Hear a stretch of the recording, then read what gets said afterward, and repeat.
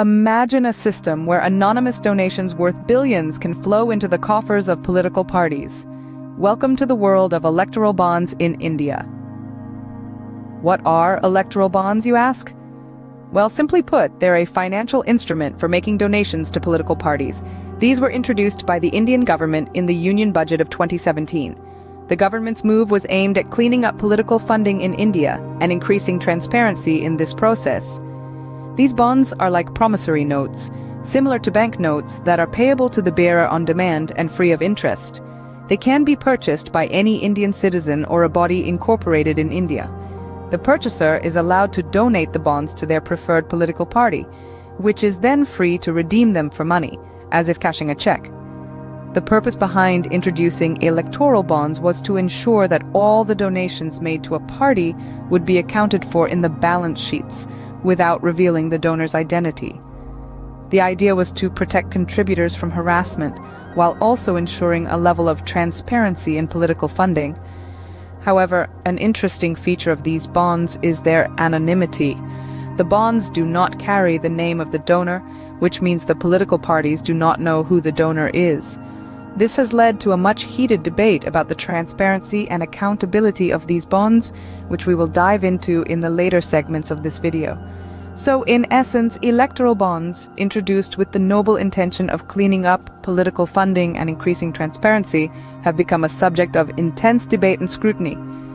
They represent a unique intersection of politics, finance, and law, and their impact on Indian democracy is a topic of ongoing discussion. Now that we have a basic understanding of what electoral bonds are, let's dive deeper into their usage in Indian politics.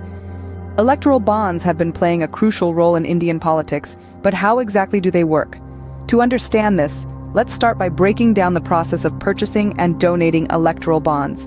Picture this: you're a corporation or an individual with a desire to financially support a political party. You step into a designated State Bank of India branch, fill out a form, and purchase an electoral bond. This bond can be any amount from 1,000 to 1 crore rupees.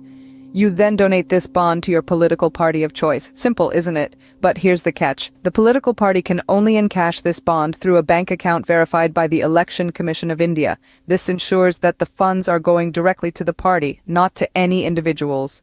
Now, why are electoral bonds significant? Well, they have become a substantial source of funding for political parties. Before the introduction of these bonds in 2017, political parties relied heavily on cash donations, a system that was opaque and often led to the misuse of funds. Electoral bonds aimed to bring about transparency and accountability, providing a clean, lawful method for funding political parties. But that's not all. Electoral bonds also have an element of anonymity. The identity of the donor is kept secret. This is intended to protect the donors from any potential backlash from supporting a particular party. So in essence, electoral bonds offer a balance between transparency in political funding and the privacy of donors. Despite their intended purpose, electoral bonds have been subject to much controversy. Let's explore why. Like a plot straight out of a political thriller, the narrative of electoral bonds in India is rife with controversy and allegations. Electoral bonds, introduced with the promise of transparency in political funding, have ironically been shrouded in anything but transparency. The crux of the controversy lies in the anonymity these bonds provide. While they were designed to protect the identity of donors, critics argue that this very feature could pave the way for corruption. It's like a magic trick, where money appears in the coffers of political parties, with no one knowing where it came from. Allegations of misuse of electoral bonds are also rampant. There have been claims that some political parties are using these bonds as a way to launder money. In essence, turning black money into white, all under the guise of political funding. Moreover, there's a concern that electoral bonds could lead to a political imbalance. With no cap on the amount of donations, a few wealthy donors can disproportionately influence the political landscape. This could potentially undermine the democratic principle of equal representation. Even more alarming are allegations of quid pro quo, where companies donate large sums of money through electoral bonds expecting favors in return once the party comes to power. This could encourage crony capitalism, where businesses thrive not because of their competence, but because of their political connections. The central question then is, Who is accountable? If the source of the money is unknown and the use of the funds is untraceable, how can we ensure that the system is not being manipulated? The controversies surrounding electoral bonds have led to significant consequences. Let's find out what they are. The repercussions of electoral bonds have been far-reaching, impacting not just the political parties, but the very fabric of Indian democracy. Let's delve into the heart of this matter. The introduction of electoral bonds was a move intended to cleanse the system of political funding in India to bring about more transparency. However, the reality has been quite different. Firstly, the possibility of misuse is quite high. The anonymity that electoral bonds provide to the donor can be exploited. Big corporations can fund political parties without any disclosure, leading to a scenario where policies and decisions could be influenced by these unseen hands. This undermines the very essence of a democracy, which is meant to be of the people, by the people, and for the people. Furthermore, the transparency that was the supposed aim of electoral bonds has been called into question. The anonymity clause means that the public has no way of knowing who is funding which party. This lack of transparency can erode public trust in the political system, making it harder for citizens to make informed decisions. In addition, the electoral bond scheme can lead to an uneven playing field in the political arena. The party in power at the center can potentially have access to the details of the donations made through these bonds, giving them an unfair advantage over the opposition. This can skew the political balance and hamper fair competition, which is a fundamental aspect of any democracy. Lastly, the potential for foreign interference is another concern. As per the rules, companies with majority foreign ownership can also buy electoral bonds and donate to political parties.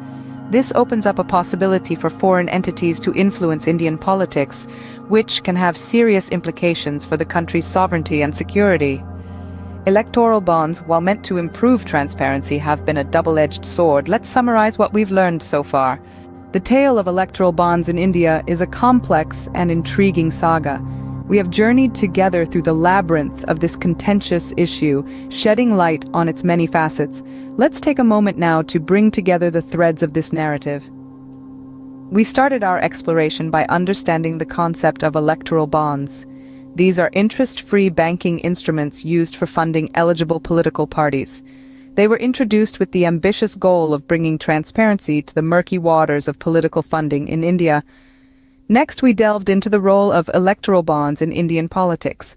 We saw how political parties use these bonds to receive donations from individuals and corporations. The anonymity provided by these bonds is both a boon and a bane, as it encourages more contributors to come forward, but also opens the door to potential misuse. The journey then led us into the heart of the controversy surrounding electoral bonds. We discovered how, despite their noble intent, these bonds have been implicated in a number of scandals, causing many to question their efficacy and legitimacy. This has led to a widespread public debate about the ethics and legality of electoral bonds. From the controversy, we moved on to the impact of these bonds on Indian democracy. We discussed how these bonds, while aiming to make political funding more transparent, may in fact be doing the opposite. They could potentially be enabling a form of legalized corruption, undermining the very foundations of our democratic system. As we navigate the murky waters of political funding, the story of electoral bonds serves as a reminder of the delicate balance between transparency and anonymity in our democracy.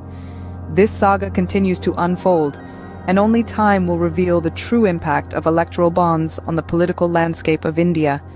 The tale of electoral bonds is far from over, and we must remain vigilant and informed as we move forward. As we navigate the murky waters of political funding, the story of electoral bonds serves as a reminder of the delicate balance between transparency and anonymity in our democracy.